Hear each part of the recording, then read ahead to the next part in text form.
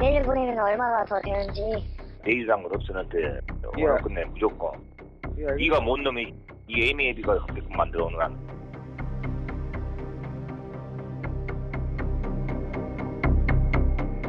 진짜 인질입니다. 거기에서 헤어날 수 있는 방법이 없습니다.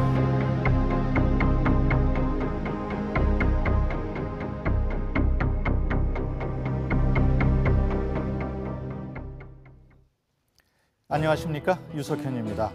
예전부터 부모 자식 간에도 하지 말라는 게 있습니다.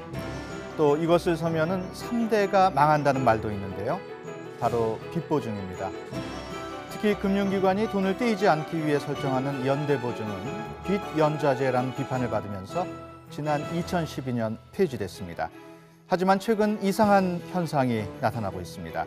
제도는 폐지됐는데 피해자가 점점 늘어나고 있다는 것입니다. 어떻게 이런 일이 가능할까요? 과연 연대보증제도는 정말 사라지는 걸까요?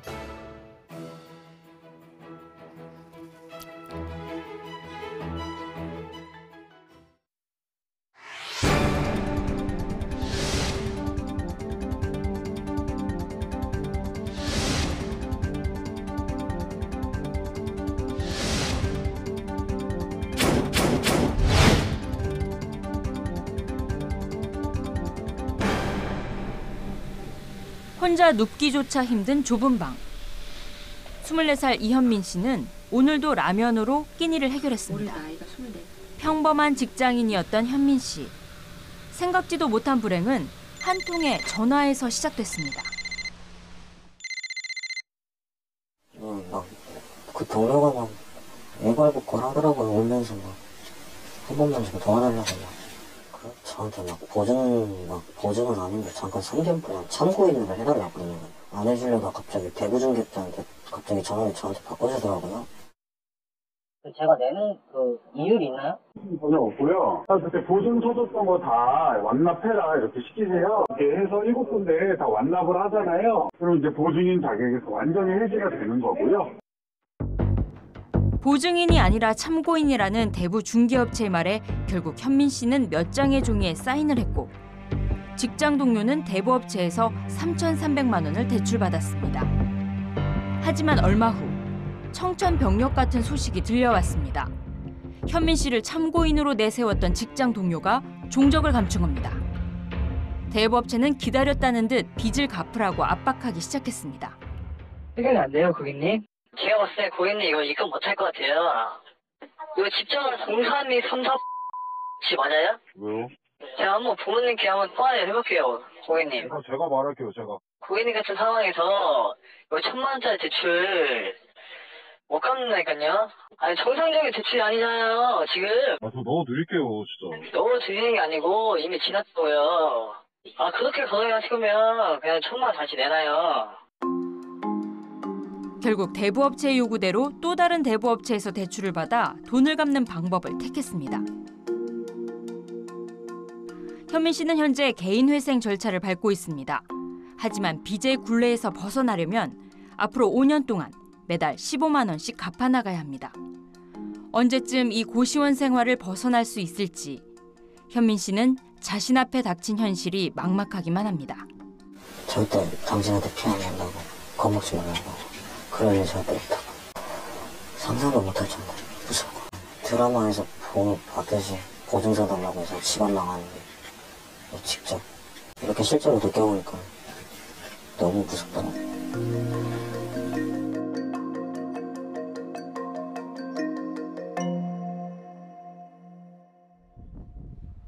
거절하지 못했던 연대보증 때문에 뒤늦게 고통을 겪는 경우도 있습니다. 예상철 사장은 15년 전 거래처 사장에게 서준 연대보증이 문제가 될 줄은 꿈에도 생각하지 못했습니다. 그러니까 이제 한 2년 정도 전에 이제 저희 집으로 이렇게 우편이 날라왔는데, 그러니까 제가 이제 전혀 한 10몇 년 동안 잊고 있었던 거라 이렇게 보고 너무 놀랐었습니다. 그쪽 서주신 그 당사자 네. 분하고는 얘기해 보셨어요? 연락이 안 됩니다. 네, 연락도 안 되고 그쪽에서도 연락이 안 된다 그러고 그 회사도 없어진 상황이니까. 거래처가 빌렸던 원금 7천만 원에 15년 동안 늘어난 이자만 1억 5천만 원. 백방으로 해결책을 찾아봤지만 방법은 없었습니다.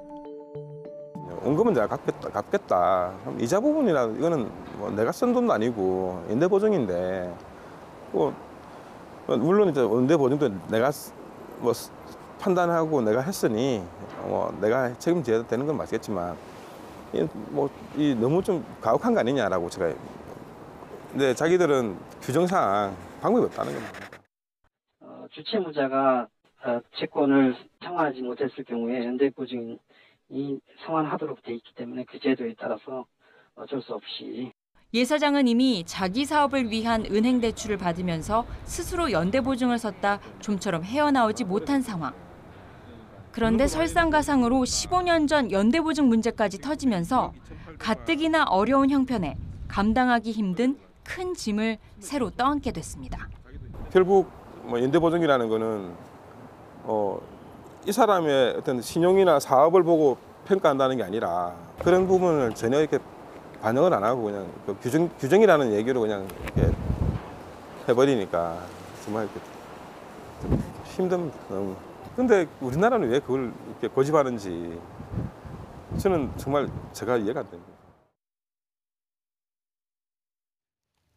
네, 채무자의 간절함과 보증인의 선의를 악용하는 연대보증.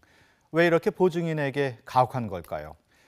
오늘 도움 말씀 주실 분들 소개해드리겠습니다. 이영달 동국대학교 경영전문대학원 교수 나오셨습니다. 안녕하십니까?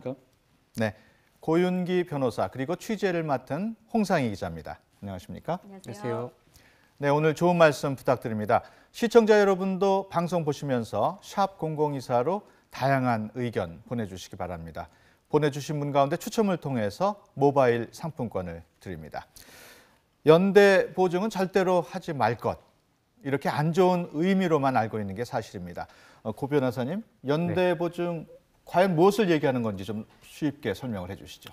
그 연대보증의 가장 중요한 특징 한 가지만 설명드리면 그 연대보증은 이제 돈을 갚을 시기가 되면 그러니까 돈을 빌려준 사람, 즉 채권자가 그 돈을 빌린 사람에게 막바로 달라 그럴 수 있는 겁니다. 예. 돈을 빌린 사람이 갚을 능력이 있던 없던 간에 보증인에게 바로 청구할 수 있는 거를 연대보증이라고 합니다. 예. 이영달 교수님, 네. 교수님 개인적으로 이 연대보증의 피해를 본 경험이 있다고 들었는데 맞습니까? 정확하게는 피해라기보다는 경험을 했다라고 볼 수가 있겠죠. 저희 아버지께서 이제 사업을 하시다가 그 사업에 대해서 이제 연대해서 보증해서 하시다가 실패를 하셨거든요. 그래서 거기에 대해서 저희 가족들이 이렇게 부담을 해야 되는 어떤 그런 경험이 있었습니다. 연대보증의 폐해를 그야말로 실감하셨겠네요. 네, 그렇다고 볼 수 있습니다. 네. 고 변호사님, 그 유독 연대보증의 피해가 큰 이유는 뭘까요? 앞서 말씀드린 것처럼 일단 보증인에게 갚을 시기만 되면 바로 달라 그럴 수가 있습니다. 그리고 보증의 한도에도 제한이 없기 때문에 보증인이 책임져야 하는 금액은 이자를 포함해서 사실상 무제한으로 커지는 효과가 있습니다. 그래서 가혹한 제도가 되는 것입니다. 변호사님, 이 항변권에 대해서 좀 설명해 주셨으면 좋겠는데 최고 검색의 항변권 어떤 내용인지 좀 설명 좀 부탁드릴게요. 그 연대보증에는 기본적으로 세 가지 최고 항변권과 검색 항변권 인정이 안 되는데 최고 항변권이라는 건 쉽게 설명하면 이렇습니다. 왜 돈 쓴 사람 두고 나한테 갚으라는 겁니까? 이런 겁니다. 그 금융기관이 그 보증인한테 돈을 갚으라고 하면 보증인은 이 돈 빌린 사람한테 먼저 달라 그래 라고 할 수 있는 권리입니다. 근데 연대보증은 이게 인정이 되지 않기 때문에 금융기관은 막바로 연대보증인에게 돈을 달라 그럴 수 있는 겁니다. 그게 최고의 항변권인데 민법에 규정이 안 되어 있는 거죠? 네. 그 일반 보증엔 규정이 돼 있지만 연대보증에는 그 규정이 적용이 안 되고 있습니다. 그럼 검색의 항변권이라는 건 어떤 내용인지도 궁금해요. 좀 비슷한데 금융기관이 보증인의 돈을 달라 그러면 보증인이 이렇게 말하는 겁니다. 여기 갚을 사람 있는데 돈 빌린 사람한테 재산 있으니까 먼저 집행해. 먼저 받고 못 받으면 나한테 받으러 와. 라고 말할 수 있는 권리가 검색의 항변권입니다. 그러니까 이 돈을 원래 빌린 사람한테 돈이 있는지 먼저 확인을 해보고 이 사람한테 있으면 이 사람한테 갚으라고 해라. 이게 항변권이라는 말씀이신 거죠? 근데 연대보증에서는 이 검색의 항변권, 그리고 아까 말씀드린 최고 항변권이 모두 인정되지 않습니다. 우리 민법에서는 인정되지 않는다. 네. 큰 문제가 되겠네요. 취재 중에 이 만났던 예상철 사장님의 경우도 이 보증인이 3명이었어요. 그러니까 2명은 근데 현재 연락이 안 되는 상황인데 지금 모든 빚을 예상철 사장님한테 다 갚으라고 하고 있는 그런 실정입니다. 예 사장님 입장에서는 충분히 억울할 것 같은데 고 변호사님 이럴 경우에 다른 그런 보증 같이 선 사람하고 n분의 1로 똑같이 나눠서 갚으라 이렇게 말할 수는 없는 건가요? 그걸 분별의 이익이라고 하는데 예를 들어서 여기 지금 연대 보증이 2명 있기 때문에 자 내가 이만큼 갚을 테니까 다른 보증인 나머지를 받으세요라고 할 수 있는 권리가 분별의 이익입니다. 그런데 연대 보증인 같은 경우는요. 기본적으로 분별의 이익이 인정되지 않고 이 금융기관 아니면 채권자들은 일단 보통 돈이 있는 갚을 능력이 있는 사람한테 먼저 전액을 달라 그럴 수가 있는 겁니다. 나눠서가 아니라. 그렇게 할 수 있는 이유는 또 우리 법에 그런 분별의 이익권이 보장되지 않고 있기 때문. 네, 맞습니까? 연대 보증의 경우는 보장이 되지 않고 채권자의 권리가 강화된 것입니다. 네, 큰 문제라고 볼 수 있겠네요. 예, 지금 설명을 들으면 들을수록 뭐 이런 제도가 있나 하는 생각이 드는데요. 그래서 정부도 2012년부터 연대 보증 제도를 폐지한 것으로 알고 있습니다. 근데 오히려 피해자는 늘고 있다면서요? 네, 정부가 이 피해를 줄이기 위해서 2012년, 2013년에 걸쳐서 연대보증 제도 손을 봤습니다. 하지만 법인 대출은 여전히 연대보증이 남아 있습니다. 대부업체에서는 연대보증이 이루어지고 있고요. 이 폐지 이전에 연대보증에 대한 피해도 여전히 유효하기 때문에 많은 사람들이 피해를 받고 있다는 건데요. 이 신용회복위원회에 연대보증으로 채무를 조정해달라 신청한 사람은 연대보증 제도 개선이 이루어진 2012년 이후에도 계속 늘었습니다. 지난해만 2,400여 명, 전체 피해 액수도 1,136억 원에 달했습니다. 이 교수님, 그 대부업에서 이 연대보증이 성행하는 이유는 뭘까요? 한마디로 표현을 좀 드리면은 연대보증제도라는 합법적인 그 고수익, 저위험을 실현할 수 있는 사업이 가능하기 때문에 대부업이 성행하고 있다라고 볼 수가 있습니다. 좀 더 어떤 실제적인 사례를 가지고 좀 말씀을 드려보면은요, 금융자본력이 있는 분들한테 최근에 이제 정부에서 창업 촉진을 하고 창업 투자자들에 대해서 여러 가지 인센티브를 주니까 창업 투자 회사를 한번 설립해 보시면 어떻습니까? 라고 여쭤보면은요, 웃으면서 이렇게 대답을 합니다. 왜 굳이 힘들게 위험 부담을 안으면서 창업 투자 회사를 하느냐? 차라리 대부업을 하는 게 훨씬 낫다. 이런 표현을 합니다. 네. 실제로 그런 것들이 이제 데이터로 나타나고 있는데요. 이 금융감독원의 2015년 상반기 대부업 실태조사 자료를 살펴보니까 전국에 등록되어 있는 대부업자 수가 약 8,800개입니다. 우리나라에 현재 지금 창업투자회사가 2015년 말 기준에서 115개입니다. 네. 숫자로 볼 때는 뭐 압도적으로 많은 숫자입니다. 그리고 이 대부업의 어떤 그 평균 금리를 보니까 연 30.8%입니다. 통상적으로 우리가 창업 투자를 했을 때 우리 내부 요구 수익률이라고 하는 것인데 그것이 이제 20% 넘게 실현을 했을 때 창업 투자 회사들이 성과 보수를 받을 수가 있습니다. 즉 단순 비교만 해보더라도 금융자본가들 입장에서 볼 때는 창업 투자 사업을 하는 것이 아니라 대부업을 하는 것이 자연스러운 어떤 선택이라고 볼 수 있는 어떤 그런 특성을 지니고 있습니다. 이것의 어떤 근저가 바로 연대보증제도라는 어떤 채권 보호 장치가 법적으로 허용되기 때문에 그렇습니다. 네. 연대 보증에 관한 시청자 여러분의 다양한 의견 샵 0024로 받고 있습니다.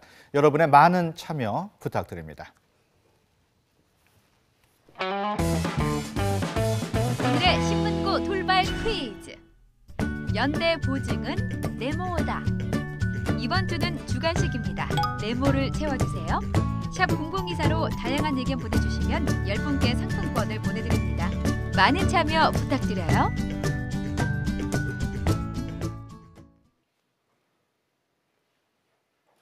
네, 연대 보증은 네모다. 이 네모 속에 있는 단어도 괜찮고요. 문장도 괜찮습니다. 여러분의 생각을 샵 0024로 보내주시기 바랍니다. 자, 연대 보증 제도에 대해서 우리 국민들은 어떻게 생각을 하고 있을까요? YTN 국민신문고와 리얼미터가 함께 전국 19세 이상 남녀 500명을 대상으로 전화 설문을 실시했습니다. 자, 먼저 연대 보증으로 얼마나 많은 사람들이 피해를 입었을까요? 가족 25.3%, 본인 24.7%, 그리고 친구나 직장 동료 20.3%. 그러니까 응답자 10명 중에 절반이 본인이나 가족이 연대 보증 피해를 겪었다고 답을 했고요. 지인까지 그 폭을 넓히면 10명 중에 무려 7명이나 연대 보증 피해를 입었거나 목격한 셈입니다. 이렇게 직간접적인 피해가 상당했는데요. 연대보증제도가 과연 필요한 제도인가 저희가 여쭤봤습니다. 88.3%, 10명 중에 9명 가까이는 연대보증제도가 경제 전반에 유익하지 않다고 답을 해서 부정적인 인식이 팽배하다는 걸 알 수 있었습니다. 자, 마지막 질문입니다. 연대보증제도에 대한 인식을 물었는데요. 절반에 가까운 응답자가 폐지를 원했고요. 또 44.7%는 개선을 요구했습니다. 현행 유지는 5%에 불과했습니다. 제도 개선에 대한 국민의 요구를 엿볼 수 있는 대목이죠. 자, 연대보증제도 설문에 대한 자세한 내용은 리얼미터 홈페이지를 통해서 확인해 보실 수 있습니다. 지금까지 연대보증에 대한 국민 500인의 의견 살펴봤습니다. 네, 500인 가운데 90%가 연대보증제도에 대해서 문제가 있다 또는 개선해야 한다라는 의견이었습니다. 설문조사 결과 두 분 어떻게 보셨습니까? 먼저 이 교수님. 네, 저는 연대보증제도를 한마디로 표현하면은 합법적 불공정 제도다라고 표현을 좀 드릴 수 있을 것 같습니다. 예.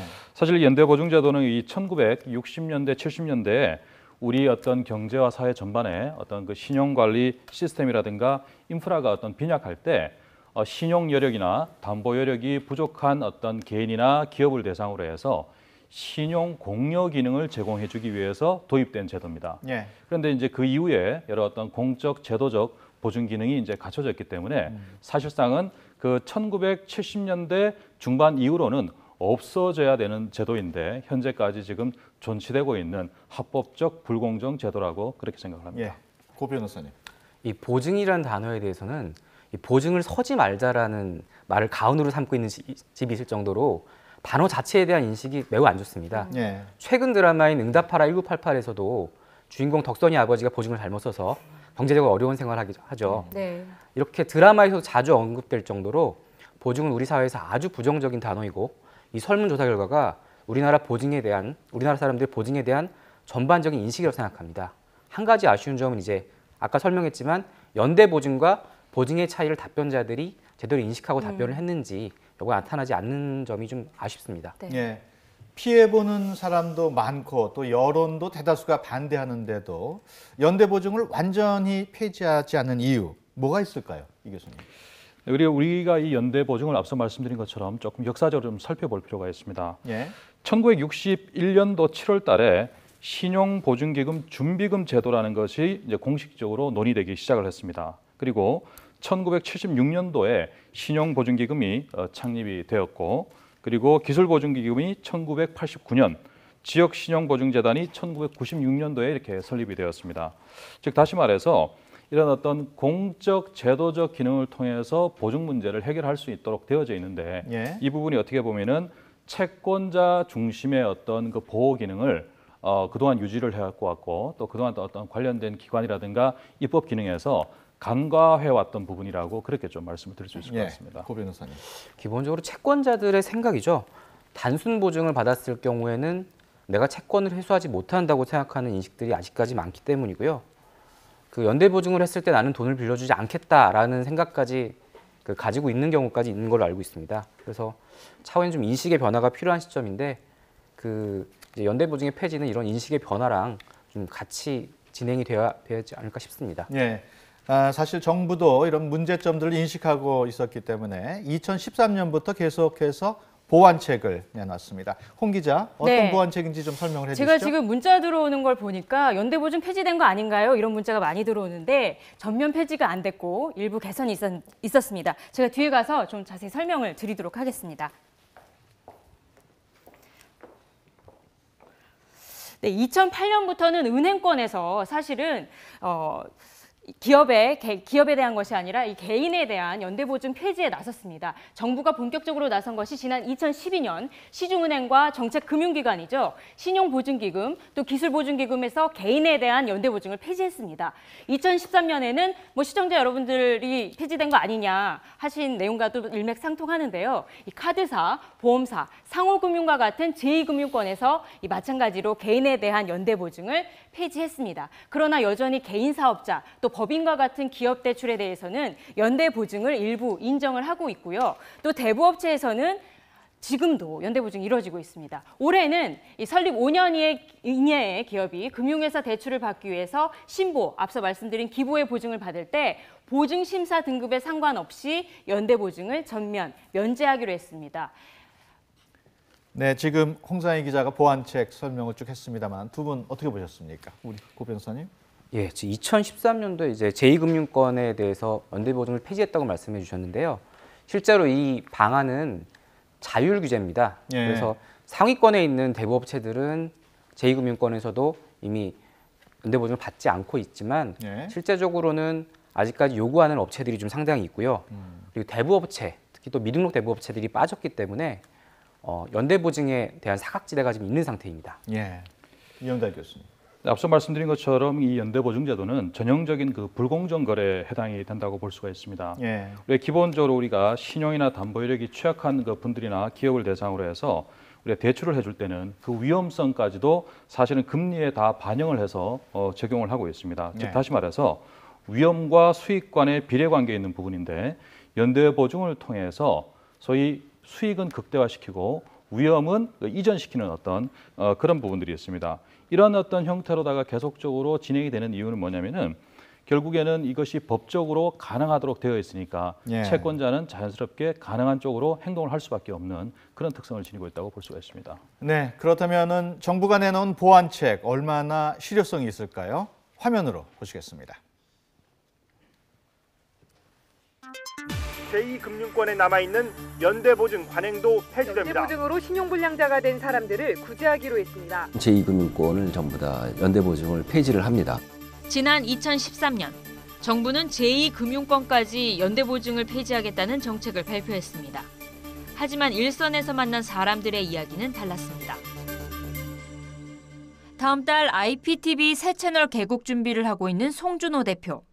맨손으로 사업에 뛰어든 지 5년 만에 꿈을 펼칠 수 있게 됐지만 송 대표는 요즘 잠이 오지 않습니다. TV 프로그램을 준비하려면 적어도 1억 원이 당장 필요한데 돈을 구할 방법이 없기 때문입니다. 작년에 그 연체 이력이나 이런 것들이 있었기 때문에 은행에서 바라봤을 때는 회사의 신용도가 좋지 않아서 자금 조달이 안 됩니다. 그러면 이 금융권도 사실은 마찬가지예요. 연대보증에 대한 부분들은 그쪽에서도 얘기는 안 하지만 은근히 부동산이 있는 연대보증이 있으면 단번에 통과가 되죠. 같이 완전하니까요. 기업이 창업 이후 코스닥 가입까지 걸리는 기간은 평균 14년. 그 기간 동안 계속적인 투자가 필수지만 이 사업성보다는 담보나 매출 실적을 요구하는 대부분의 금융권 탓에 대부업체의 손을 빌릴 수밖에 없단 겁니다. 송 대표를 당혹스럽게 한 일은 또 있었습니다. 정부는 신산업 육성을 위해 R&D, 즉 신기술 사업 지원에 나섰고 송 대표의 업체가 선정됐습니다. 하지만 자금난에서 해결될 수 있을 거라는 희망은 물거품이 돼버렸습니다. 작년도에 정보화진흥원을 통해 가지고 3억 5,200만 원의 그 정부 지원 자금을 받게 되었는데 정부 지원법상 반드시 서울보증보험, 그러니까 보증보험을 끊어오라고 하거든요. 정부 지원금을 받기 위해서 서울보증보험의 보증서는 필수 조건. 하지만 이 보증서를 받기 위해서는 그걸 보증할 또 다른 보증을 세워야 한다는 얘기를 듣게 됐습니다. 즉 연대보증이 필요하다는 겁니다. 이거는 정부 지분이 거의 다인데 규모가 너무 크니까 회사 매출이 너무 작고 하니까 저희가 이제 계획대로 못 만들면 그러니까 양사가 입보를 같이 사달라, 그리고 지분 있으면 이제 연대보증 사달라 인 거죠. 연대보증을 폐지하겠다고 야심차게 발표한 정부. 하지만 이런 정책이 제대로 녹아들지 않은 현장에서 정부 말을 철석같이 믿고 잠시나마 희망의 불씨를 살렸던 송 대표는 오히려 더 큰 벽만 느끼게 됐다면서 울분을 토했습니다. 이거는 다리가 없는 낭떠러지의 바다를 건너뛰어야 되는 거예요. 이제 그 다리에 대한 부분은 물론 대표이사의 역량이기도 할 겁니다. 근데 아무리 뛰려고 해도 떨어질 수밖에 없는 상황인 거죠. 거기에 이 다리가 없다라는 거예요.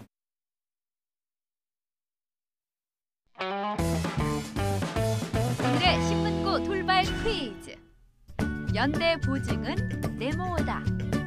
이번 주는 주간식입니다. 네모를 채워주세요. 샵 0024로 다양한 의견 보내주시면 10분께 상품권을 보내드립니다. 많은 참여 부탁드려요. 그냥 배가 망신당하는 거예요. 오종 써주면 친구도 잃고 본인도 집안이 망가진다는 얘기 있잖아요. 폭탄이죠, 폭탄. 왜냐하면 언제 터질지 모르는 시한폭탄 같은 거기도 하고. 치명적인 바이러스라고 생각합니다. 왜 그렇죠? 주위에 사랑하는 사람들을 오염시키고 피폐하게 만들고 심지어 이제 재기할 수 없는 파탄에 이르게 하기 때문에 제가 빚을 갚지 못할 경우에 다른 대체 친구라든지 다른 대체 자원이 저를 대신 해줘야 되는 부분이 있어야 되기 때문에 스페어 타이어라고 생각합니다. 네, 시민들의 다양한 의견 들어봤는데요. 시청자 여러분도 샵 0024로 다양한 의견 보내주시기 바랍니다. 앞서 보셨듯이 정부가 사업성을 인정한 회사에서조차 연대 보증을 요구하고 있는 실정입니다. 이영달 교수님, 네. 이렇게 되면 과연 누가 창업을 할지 의문스러운데요. 그래서 결론적으로 우리 어떤 그 사회나 경제 시스템에 대해서 이해가 높으신 분들, 즉 다시 말해서 똑똑하신 분들이 창업을 안 하려고 하죠. 예. 여러 가지 어떤 이런 합법적 불공정이 행해지고 있는 어떤 현실 때문에 또 방금 그 인터뷰에서 보셨다시피 여러 가지 폐해가 있으니까 결국에는 똑똑한 사람일수록 창업에 대한 어떤 그 위험이나 부담이 크기 때문에 예. 창업을 꺼리는 현상이 여전히 발생이 되고 있습니다. 예. 흔히들 돈 없는 게 죄라는 말을 하는데요. 기업의 사업성을 평가하기보다 돈을 빌리는 사람에게 모든 책임을 전가시키는 건 좀 너무하지 않느냐 하는 생각이 듭니다. 네, 연대보증의 구조를 살펴보면 알 수가 있을 텐데 먼저 금융권 관계자의 이야기, 왜 연대보증을 계속 고집하고 있는지 이야기 들어보시죠.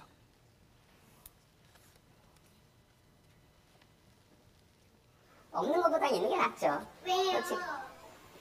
손실 금액에 대한 리스크 부분이 그만큼 줄어드니까 그 리스크를 줄어드는 게 은행의 가장 큰 목적이잖아요. 돈을 빌려주면서. 저희한테 책임이 오는 건 아니지만 제가 실행한 건이 연체가 되고 뭐 부실이 난다 그랬을 경우에는 개인적으로 좀 압박이 있는 거는 사실이고요. 아무래도 전문 인력들이 좀 부족하다 보니까 일반 영업점에서 개개인이 그 영업점에 있는 직원들이 그런 사업성 평가를 하기는 사실적으로 좀 부족한 면이 많이 있고요.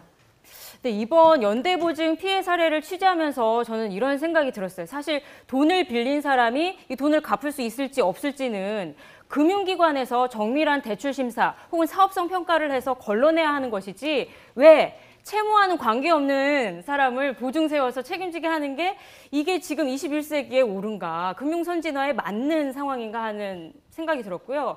헌법에도 나와 있는 연좌제 금지 조항이 왜 금융 분야에만 허용되는지 의문이 들었습니다. 고 변호사님, 이렇게 되면 이거 은행의 직무유기라고 볼 수 없을까요? 예컨대 뭐 미국 같은 경우는 대출이 상환 불능되면 손실이 발생했을 때 금융기관 책임으로 간주를 합니다. 그런데 우리나라의 경우에는 일단 개인 책임으로 보고요. 비슷한 얘기가 있는데 신용카드 대금을 연체하면 우린 사기죄로 처벌받습니다.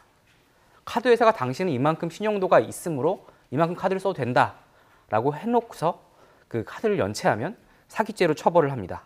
모두 개인 책임으로 돌리는 거죠. 우리나라 금융기관 같은 경우는 신용도가 대출 기준이긴 하지만 신용도만으로 대출을 받기는 매우 어렵고요. 담보를 요구합니다. 그래서 물적 담보가 없으면 인적 담보, 사람 담보, 그러니까 연대 보증이나 보증이 필요한 게 된 거죠. 결국은 이제 시스템을 갖춰야 될 문제인데, 신용도에 의한 대출하기 위해서 시스템을 갖춰야 될 문제인데 아직까지 인력이 부족하고 시스템이 좀 없는 상태이기 때문에 이런 문제가 발생하고 있습니다. 변호사님, 저 하나만 더 여쭤볼게요. 아까 그 시청자 여러분이 보내준 그 질문 중에서, 문자 중에서 연대 보증은 유효기간이 없습니까? 평생 갚아야 합니까? 이런 게 질문으로 나왔거든요. 기본적으로 채권의 경우는 소멸시효가 있습니다. 짧게는 1년부터 보통 길게는 10년까지 그 소멸시효가 있는데요. 그 채권자들이, 그러니까 돈을 빌려준 사람들이 채무자나 보증인에게 이것들을 계속 소멸시효를 연장하는 뭐 소송을 제기하든지 독촉장을 발송하든지 해서 그 기간을 계속 연장을 합니다. 그래서 아까 방송에서 나왔던 15년 후에 연대보증이 날라왔다는 그런 사례들도 실제로는 이렇게 시효가 계속 연장이 된 것 같습니다. 그렇군요. 네. 우리나라는 사실 채무자에게 굉장히 엄격한데 선진국에서는 돈을 빌린 사람에게 유리한 정책을 추진했을 때 더 높은 경제 성장률을 기록한 결과가 있다고 합니다. 맞습니까, 이 교수님? 네, 그렇습니다. 유럽연합에서 연구 결과를 제시를 했는데요. 우리가 채권자 친화적인 금융 환경을 가지고 있는 국가, 그리고 채무자 친화적인 금융 환경을 가지고 있는 국가들 간의 경제 성장과 수준을 좀 비교를 한번 해봤습니다. 해보니까 채무자 친화적인 환경을 가지고 있는 국가들이 경제 성장이나 경제 수준이 더 높은 것으로 파악이 됩니다. 대표적인 국가가 스웨덴, 영국의 경우고요. 예. 또 그 반대, 즉 다시 말해서 채권자 친화적인 금융 환경을 가지고 있는 국가가 바로 이태리, 스페인, 그리고 그리스 등입니다. 예. 최근에 이 나라들의 어떤 경제 상태는 너무나 잘 아실 겁니다. 아울러 우리 미국, 호주, 캐나다 이런 나라들도 대표적으로 채무자 친화적인 어떤 금융 환경을 가지고 있는 그런 국가라고 할 수 돈을 있습니다. 빌린 사람에게 더 유리한. 그렇습니다. 실례로 미국 같은 경우에는 소위 우리와 같이 기업 활동을 하는데 대표이사 연대 보증을 갖다 요구할 경우에는 금융기관, 즉 채권자한테 법적으로 책임을 묻는 예. 그런 어떤 환경을 가지고 있다고 볼 수가 있습니다. 그렇군요. 지금 샵 0024로 연대 보증은 뭐뭐다 여러분의 많은 의견 들어오고 있는데요. 안보라 앵커 어떤 내용이 있는지 좀 소개를 해주시죠.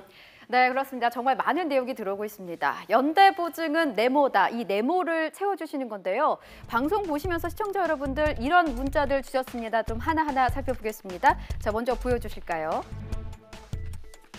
네, 첫 번째 문자입니다. 네, 1295님. 연대 보증은 솜니부리다. 적기 시작하면 감당할 수 없다. 갈수록 더해가는 그 무게 정말 상당하죠.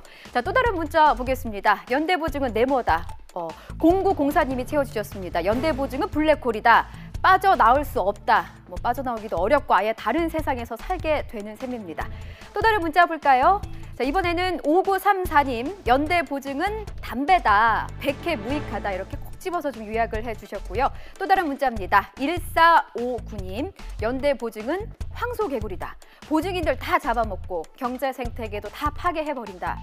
이분들에게는 온 세상이 무너지는 일일 테지요. 자, 또 다른 문자 보겠습니다. 3872님입니다. 연대 보증은 슬픔 2배다. 친구도 잃고 돈도 잃는다. 이런 의견 보내주셨는데요. 친구도 가족도 모두 다 잃는 분들이 많습니다. 슬픔이 2배가 아니라요. 세상의 전부를 잃는 분들이죠. 또 다른 의견들 좀 전해드리면 4112님은 연대 보증은 패가망신이다. 이런 의견 주셨는데요. 누구도 한 번 걸리면 예외 없이 다 패가망신을 하게 됩니다. 3574님 도미노다. 5878님 연대보증은 파멸이다. 이렇게 가족, 친구, 동료분들 모두 파멸의 늪으로 도미노처럼 줄줄줄 가져가 간다. 이런 의견 주셨고요. 9772님은 이런 의견도 주셨습니다. 인연을 끊는 방법이다. 인연을 끊고 싶다고 해도 이런 방법을 좀 지향하시는 게 좋겠습니다. 마지막으로 2652님, 연대보증은 파산의 전주곡이다. 이런 의견도 주셨는데요. 연대보증의 피해보다 더 무서운 전주곡이 어딨나 싶습니다.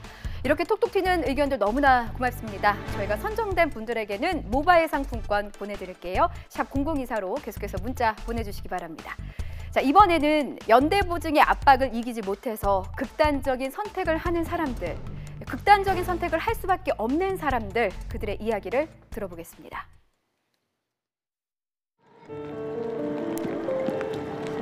세찬 빗방울이 창문에 부딪힙니다. 오늘도 권중목 씨는 입원실 모퉁이에 앉아 있습니다. 벌써 3번째 수술을 받은 아내. 권 씨는 이 모든 게 자신의 잘못 같습니다. 걱정이었죠. 이제 사업이 이제 좀 부진한 상태로 이제 있는 상태였다 보니까 식구들이 아픈 게 제일 걱정이죠. 8년 전 아내가 처음 쓰러졌습니다. 지난 1994년부터 니트 제작 사업을 시작한 권중목 사장.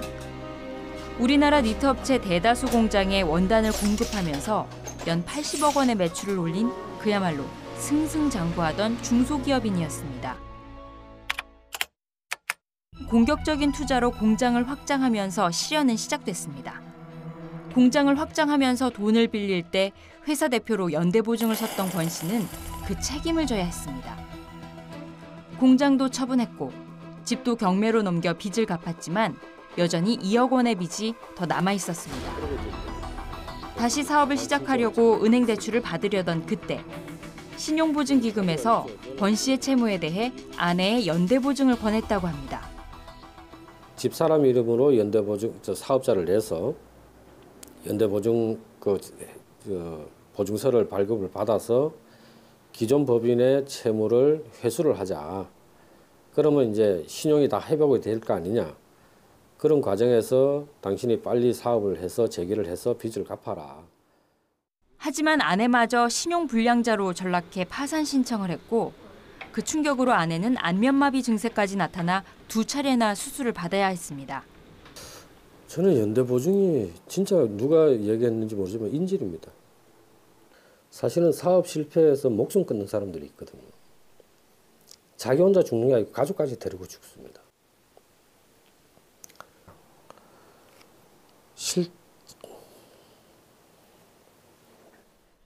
권 씨도 극단적인 생각을 한 적이 있습니다. 그러나 그때 떠오른 얼굴, 바로 가족, 그리고 아내의 얼굴이었습니다. 그때 어떤 생각을 하셨어요? 물론 자식들도 중요하죠. 그런데 이제 저 같은 경우는 집사람이죠. 내 아닌 다른 사람을 만났으면 잘 살 수 있는 사람들이거든. 그래서 이제 집사람이 제일. 아내 김세실 씨도 실패한 남편을 원망하지 않았습니다. 가슴이 무너져 내렸지만 자식에게 또 남편에게 무너지는 모습을 보이고 싶지 않았습니다. 제일 힘들으셨을 때가 언제셨어요? 보도났다 소리 듣고 집이 없어졌을 때. 그때는 정말 자존심도 없고 부끄러움도 없었던 것 같아요. 그 옆에서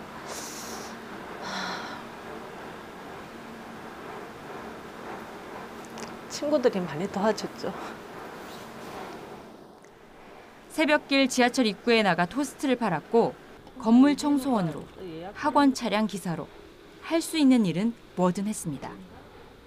최근 남편 권중목 씨는 다시 사업을 시작했습니다. 폐유리를 고온에 구워내 여과제를 만드는 일입니다. 아직 이렇다 할 성과는 나오지 않았지만 아내는 여전히 남편을 믿고 있습니다. 잘할 거예요. 제 핸드폰에 남편이라고 안 그러고 성공하는 사람이라고 적었어요. 아마 그렇게 될 것 같아요. 아내가 퇴원하는 날. 결혼하고 30년 동안 사랑한다는 말, 미안하다는 말도 한 번 못한 무뚝뚝한 남편 권중목 씨가 처음으로 아내의 손을 잡습니다. 병원 문을 나서면 또다시 세찬 바람이, 붉은 빗줄기가 앞길을 가로막을지도 모르겠습니다. 하지만 두렵지 않습니다. 두 손을 잡고 함께 걷는 이 길은 어제와는 다른 길임을 믿기 때문입니다.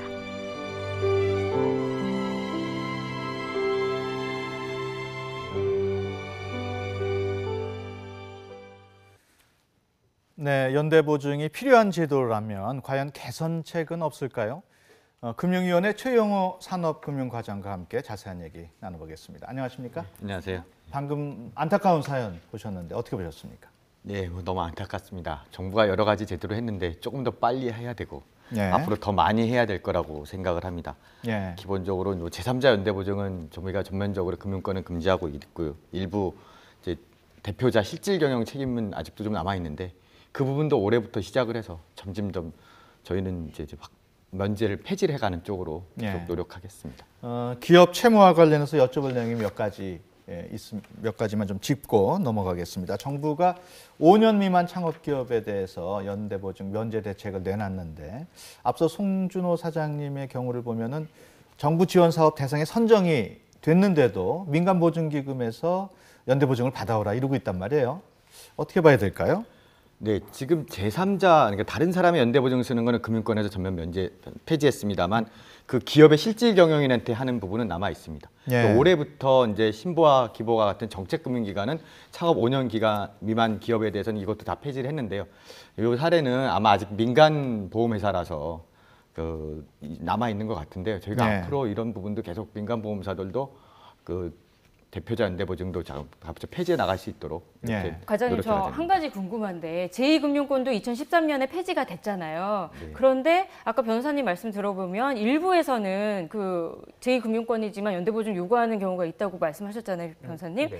그런 경우는 왜 그런 거죠? 이게 법으로 금지하는 게 아니라서 그런 거예요? 금지돼 있는 건 아니고요. 저희가 감독권을 행사해서 이제 그런 불법 행위가 벌이면 저희 감독 조치를 하는 것으로 해서 막고 있어서 일부 일탈되긴 있습니다. 법적으로는 이제 좀 허용되어 있는 부분 때문에 그렇습니다. 예. 그런 대책이 시행되기 전에 그 피해자들 소급 적용은 안 됩니까? 일단 이제 연대보증을 섰다가 보증 채무가 생긴 경우, 이제 피해자가 생긴 경우는 본인이 본 채무자가 돼서 현재로서는 어쩔 수 없고요. 그건 이제 채권자의 재산권 침해나 이런 문제가 있어서 저희가 소급할 수는 없고요. 현재 이제 연대보증을 지금 폐지하기 전에 있었던 분들에 대한, 아직은 연대보증이 이제 발생하지 않은 분들, 계약만 있는 분들은 현재 저희가 18년 6월 이전에 다 갱신하면서 다 없애라고 했습니다. 그러니까 저희가 이제 18년 6월 이후에는 이제는 금융권에서는 연대보증, 제3자 연대보증은 없습니다. 없는데 다만 아까 방송에서 나왔지만 대부 업체는 저희가 감독권을 갖고 있지 않기 때문에 좀 남아 있습니다. 남아 있고 현재도 새로운 연대보증도 제3자라도 잡을 수 있기 때문에 가급적이면 대부 업체에 대한 연대보증은 안 하시는 것이 그냥 절대적으로 안 하셔야 됩니다. 이 교수님 지금 설명 쭉 들으셨는데 어떻게 느끼셨습니까? 우리 정부 당국과 감독기관에서 금융기관들에게 하지 말라고 하더라도 이것이 민법과 상법상에서 여전히 유효한 법률로다가 살아있는 상태에서 감독기관에서 아무리 규제를 하고 감독을 하더라도 어떤 우리 영업적인 행위를 하는 어떤 기관이나 개인들의 경우에는 그 제도를 활용할 수 있는 쪽으로 다른 형태의 어떤 대안을 찾을 수밖에 없는 것이 실제 현재 벌어지고 있는 것입니다. 구체적으로는 뭐 법이 개정돼야겠네요. 그렇죠. 법이 전면적으로 그것을 금지하게끔 그 조치를 취해야만이 해결될 수 있는 문제이지 이것은 단순히 어떤 규제라든가 혹은 또 감독이라든가 이런 상황으로만은 해결되기가 어렵다고 보여집니다. 어떻습니까? 그러면 뭐 국회에서 법을 개정하든지, 그렇죠. 아니면 담당 부처에서 개정하든지. 네, 그렇습니다. 기본적으로 이것이 이제 우리 민법과 상법이 개정돼야 되는 문제이기 때문에 입법부에서 이 부분을 적극적으로 좀 나서주는 과정이 절실히 좀 필요하다고 보여집니다. 그 연대보증에 대한 정부의 정책, 기본적으로 이게 전면 폐지입니까? 아니면은 뭐 어떤 다른 대책이 있나요? 제도적으로는 아까 말한 민상법이 바뀌어야 되는데 그 전에라도 저희가 금융권에서 제3자에게 다른 사람의 책임이 있는 부분에 대한 연대보증은 계속적으로 뭐 절대적으로 폐지시켜 나갈 거고요. 저희가 일부 허용하는 건 이제 기업인들의 그 책임 경영을 위해서 그 실질 경영인 한 명에게 잡는 부분인데 이 부분도 창업에 걸림돌이 되는 부분이 많습니다. 아까부터. 그래서 저희가 지금 정책금융기관부터 창업기업에 대해서는 전면 면제를 했는데 이 부분을 계속적으로 민간금융회사 협조해서 확대해 나가고 또 그 기간도 넓혀 나간 방향으로 계속적으로 이제 정책을 추진할 예정입니다. 고 변호사님은 어떻습니까? 설명 쭉 들으셨는데. 뭐 정부의 지금 정책이 법이 개정되지 않은 상황에서는 뭐 제 생각에는 계속 발전하는 방향으로 가고 있고 긍정적인 방향으로 가고 있다고 생각합니다. 말씀하신 것처럼 궁극적으로는 민법 상법이 개정돼야 될 문제이긴 합니다. 그러면 당장은 뭐 뚜렷한 적이 없다고 봐야 되겠네요. 어떻습니까? 지금 이제 우리 당장에 단기적으로 대응할 수 있는 부분도 가능합니다. 우선은 단순 보증이라는 어떤 그 형태를 통해서 연대 보증의 어떤 필요성을 좀 대체할 수 있게끔 유도하는 그런 과정도 좀 필요하고요. 그다음에 현재 있는 우리 신보 기보 지역 신용 보증 재단이 어쨌든 우리가 공적인 영역과 제도적인 목적으로다가 보증 기능을 하게끔 한 거니까 그 기관들이 일시적으로 또는 한시적으로 현재 연대 보증을 금지했을 때 발생될 수 있는 그 어떤 그 공백을 메울 수 있는 그런 대안이 좀 필요하지 않겠나 보여집니다. 최 과장님께서도 간단하게 정부 대책 다시 한번 설명을 해주시죠. 그 피해자 정말 필요한 부분을 제외하고는 그 선의의 피해자가 발생하지 않도록 계속적으로 연대 보증 분야는 줄여나가도록 가능한 노력하겠습니다. 알겠습니다. 어려울 때 돕고 또 의지할 수 있는 사회, 우리 모두가 꿈꾸는 사회겠죠. 하지만 그 도움이 모두를 파멸로 빠뜨리는 늪이라면 연대보증의 폐해를 과연 어떻게 해결해야 할지 다시 한번 생각해 봐야 할 것 같습니다. 오늘 도움 말씀 주신 네 분 고맙습니다. 감사합니다. 감사합니다. 네, 우리나라는 특유의 인정주의 때문에 호의로 선 연대보증이 수많은 피해자를 발생시켰습니다. 여러분, 인정만이 미덕은 아닙니다. 거절도 때로는 미덕이 될 수 있다는 사실 염두에 두시기 바랍니다. 저는 다음 주에 뵙겠습니다. 2억짜리를 41억 원에 방산복 납품 과정에 방산업체의 검은 뒷거래가 기업 계열 방산업체 임원에게 방산, 군납 비리와 같은 불법 행위는 안보의 누수를 가져오는 이적 행위로 규정하고 그 뿌리를 뽑을 것입니다. 과거에 조사받는 걸 다양하게 생각하세요. 그거 안 이런다고 버틸 수 있을 것 같아요. 대신 앞으로 어떻게 사고 현재되는지 제대로 고민을 해보셔야 될 거라요. 정부에 대한 행포지, 국가에 대한 행포, 가벼의 행포.